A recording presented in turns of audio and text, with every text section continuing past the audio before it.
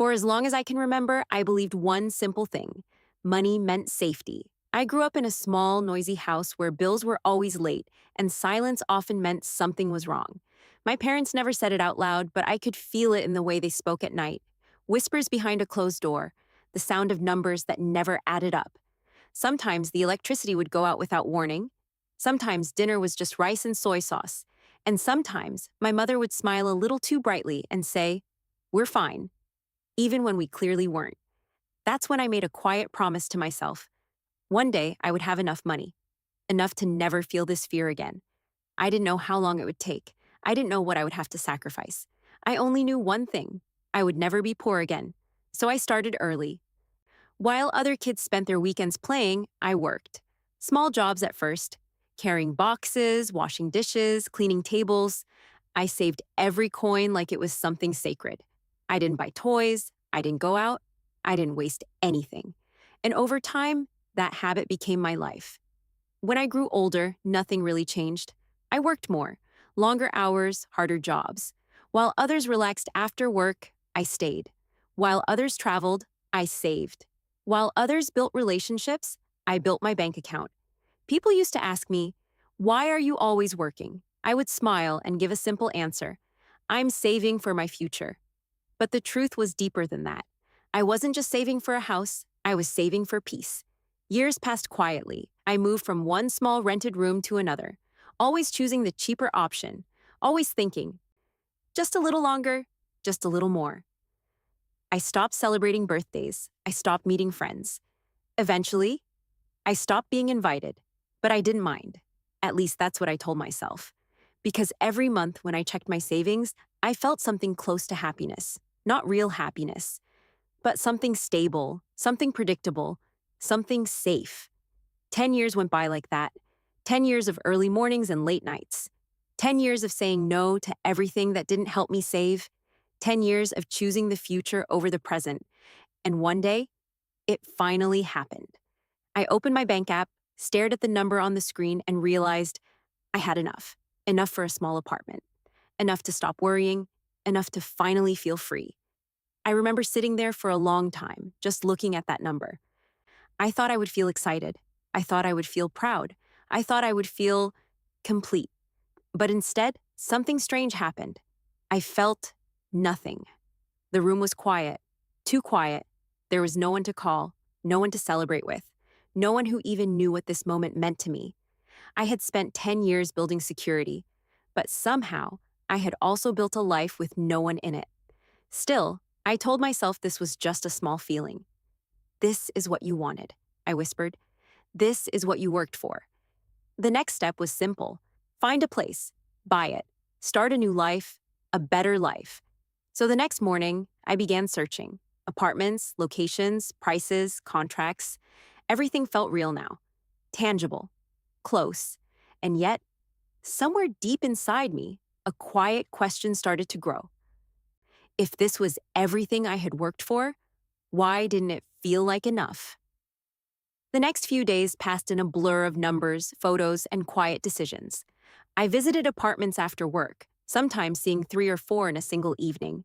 Small studios, old buildings, newly renovated spaces with bright lights and empty walls. Each place had something different to offer. This one is close to your office.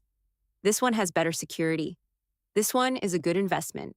The agents spoke with confidence, as if they already knew what I needed. And maybe they did. Because for years, my goal had been simple: buy a place, own something, feel safe. Now I was standing inside these empty rooms, imagining a future I had planned for so long. A bed in the corner, a table near the window, a quiet life that finally belonged to me. But every time I stepped inside a new apartment, something felt off, not wrong, just incomplete. I would nod politely, ask practical questions, take photos like a serious buyer, then I would leave. And the feeling would follow me. One evening, after a long day of work and apartment visits, I stopped at a small cafe near the hospital. It wasn't a place I usually went to, too crowded, too noisy. But that night, I didn't want to go straight back to my empty room. I ordered a simple drink and sat in the corner, watching people come and go. Families, couples, friends laughing over something small. It felt like watching a different world, a world I used to belong to, or maybe never really did. That's when I heard someone call my name. At first, I thought I imagined it. No one ever called my name anymore. But then I heard it again, softer this time. I turned around, and for a moment, I didn't recognize the man standing there. He looked thinner, older, tired, but his eyes, I knew those eyes. Is that really you? He asked, smiling carefully. It took me a few seconds. Then it hit me. Min? We hadn't seen each other in years. He used to be my closest friend back when life was simpler, when we still had time, when money wasn't everything. We used to talk for hours about the future, dreams, plans, things we thought we would become. And now, here we were, two completely different versions of those people. We sat down together, a little awkward at first. So, how have you been? He asked. Busy, I replied. It was the easiest answer, the safest answer. He nodded, as if he expected it. And you? I asked. There was a pause. Not long, but long enough. I've been dealing with some things, he said quietly. Something in his voice made me look at him more carefully. His hands were thinner than I remembered. His smile didn't reach his eyes. What kind of things? I asked. He hesitated. Then he let out a small breath, like he had been holding it in for a long time. I didn't want to tell people, he said, but I guess I'm running out of time to pretend everything is fine. My chest tightened slightly. Min, what do you mean? He looked down at his cup for a moment, then back at me. I've been going to that hospital, he said, nodding toward the building across the street. I followed his gaze, bright lights, silent windows. I'm sick, he added. The word hung in the air between us, simple, heavy, impossible to ignore. For a second, I didn't know what to say. All the conversations I had imagined about success, about life, about finally making it, none of them fit this moment. What happened? I asked softly. He gave a small, tired smile. I'll tell you, he said, but it's a long story. And somehow, I felt like this was the first real conversation I had in years. Min didn't start speaking right away. He just sat there for a moment, quietly turning the cup in his hands, as if choosing which part of the story to tell first, or which part to leave out. I found out about a year ago, he finally said. His voice was calm, too calm. At first, I thought it was just stress, headaches, feeling tired all the time. I kept working anyway. I nodded slowly. That sounded familiar. Work through the pain. Ignore the signs. Keep going. I didn't go to the hospital until it got really bad, he continued. By then, it wasn't something small anymore. He paused. I didn't interrupt. I need treatment, he said. A long one, expensive too. There it was, the word I understood best. Expensive? How much? I asked before I could stop myself. He smiled faintly. More than I have.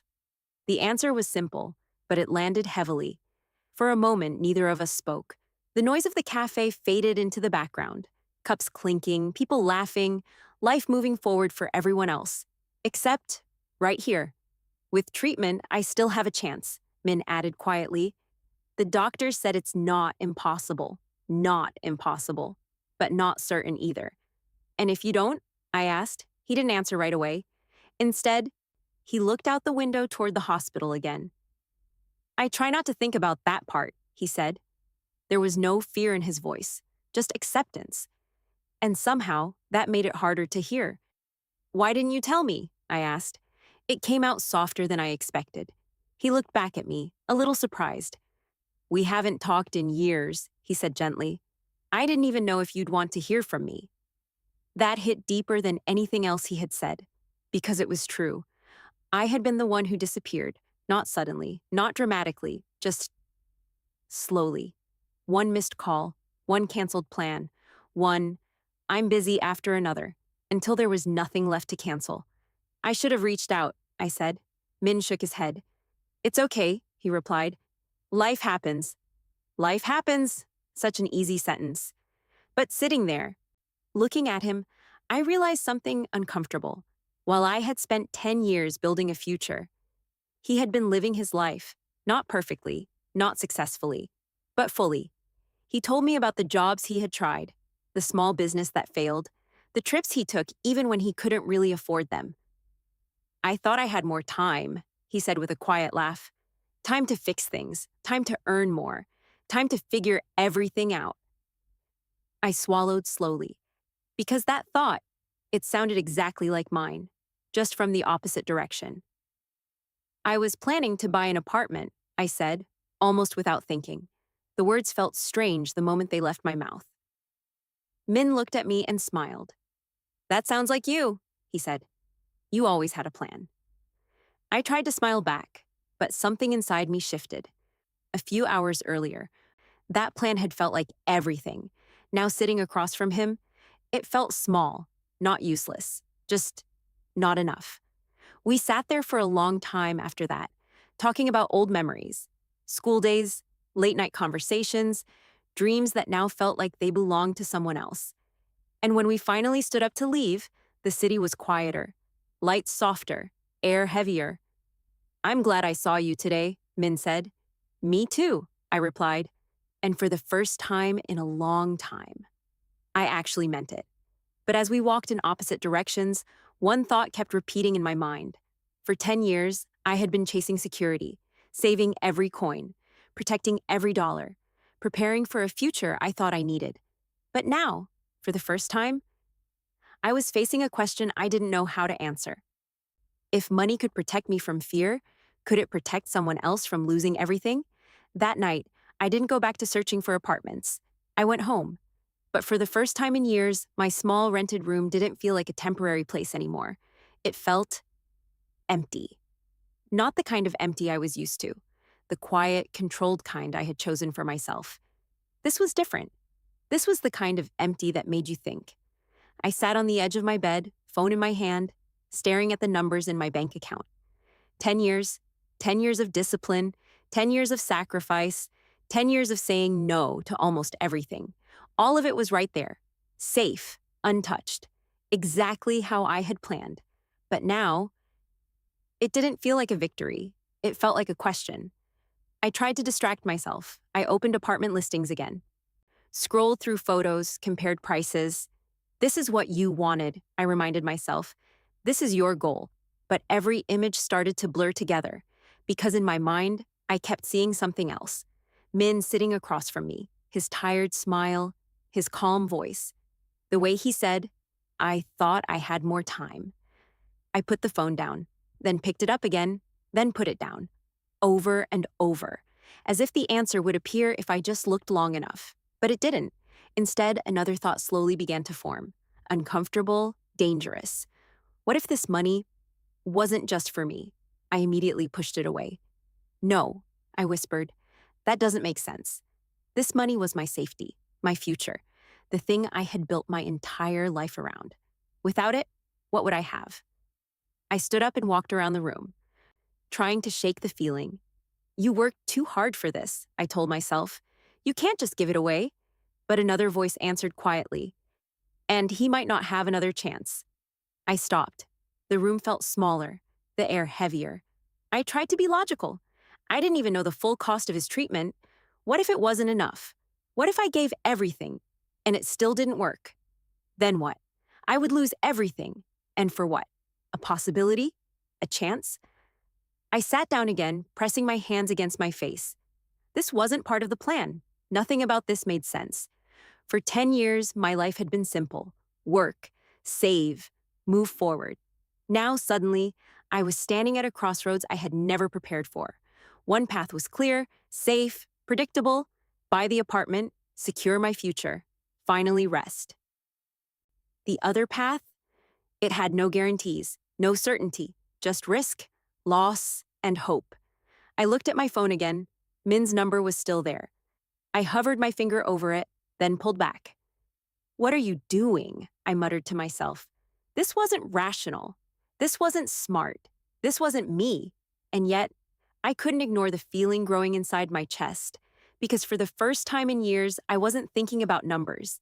I was thinking about a person, a real person, someone who used to sit next to me, laugh with me, dream with me, someone who now might not have much time left. I lay back on the bed, staring at the ceiling. the same ceiling I had looked at for years. But tonight, everything felt different, because no matter how hard I tried, I couldn't unsee what I had seen. I couldn't unhear what I had heard. And deep down, I knew something uncomfortable. If I walked away now, if I chose safety, chose comfort, chose the life I had planned, I might get everything I wanted. But I would also carry something with me, a question, a quiet, persistent question that would follow me into that new apartment, into every quiet night, into every moment of so-called security. What if I could have helped and didn't? I didn't sleep that night. I kept going back and forth, turning the same thoughts over and over in my mind, as if one of them would finally feel right, but none of them did. Because this wasn't a decision you could solve with logic. It wasn't about numbers anymore. It was about what kind of person I wanted to be. After everything I had built, when the sun finally came up, I was still awake. The room looked the same, but I didn't feel the same. Something had shifted, quietly, irreversibly. I sat up, took a deep breath, and reached for my phone. Before I could change my mind, I called him. Min answered after a few rings. "Hey," he said, his voice still soft, still calm. "Are you busy today?" I asked. There was a small pause. "I have to go to the hospital later," he replied. "Why?" "I'll come with you," I said. Another pause, this one longer. "You don't have to," he started. "I know," I interrupted gently. "But I want to." We didn't say much after that. There wasn't much to say. A few hours later, we were sitting side by side in a quiet hospital hallway. White walls, soft footsteps, the faint smell of something clean and distant. We waited for the doctor together, and when the doctor finally called us in, everything became real. The treatment plan, the timeline, the cost, numbers again. But this time, they felt different. Because now, those numbers weren't about a future apartment. They were about time, more mornings, more conversations, more chances to live. I listened carefully as the doctor explained everything. And when he finished, I asked one simple question. If the treatment starts soon, what are his chances? The doctor looked at me, then at Min. "There is a chance," he said, "but only if we begin as early as possible." A chance. That word again. Uncertain, fragile, but real. We stepped outside the room in silence. Min leaned against the wall, letting out a slow breath. "I don't know if I can do this," he admitted quietly. "Even if I want to, I just don't have that kind of money." I looked at him. Really looked at him. Not as a problem, not as a situation, but as my friend. The same person who had once shared his dreams with me, back when we both believed we had all the time in the world. And in that moment, the decision I had been struggling with all night suddenly felt simple. Not easy, but clear. "I do," I said. He frowned slightly. "Do what?" "I have the money," I replied. He shook his head immediately. "No, I can't accept that." "It's okay," I said. "No, it's not," he insisted. "That's your life savings." I nodded slowly. "I know." "Then why would you give it away?" he asked, his voice almost breaking. I took a deep breath, because the answer had taken me 10 years to understand. "I thought money would make me feel safe," I said quietly. "I thought if I saved enough, I would finally feel complete." I looked down at my hands. But when I reached that point, there was nothing there. I met his eyes again. Until yesterday. He didn't speak. "I don't know what will happen," I continued. "I don't know if this will work, but I do know one thing." I paused, because this part mattered. If I walk away now, I'll never feel right about it. The hallway was silent. For a long moment, neither of us moved. Then Min looked away, wiping his eyes quickly. "I don't know how to thank you," he whispered. "You don't have to," I said, because somehow, for the first time in 10 years, I finally felt something I had been chasing all along. Not safety, not success, but meaning. A year later, I was still living in a small rented room. I still worked every day. I still didn't have an apartment. But my life didn't feel empty anymore, because sometimes the things we hold on to the tightest are the very things we need to let go. And sometimes, giving everything away is the first time we truly gain something real. If this story made you pause, even for a moment, take a second to ask yourself a simple question. What are you holding on to that might be keeping you from truly living? And if you believe stories like this matter, don't forget to like, share, and subscribe so more people can be reminded of what truly matters in life.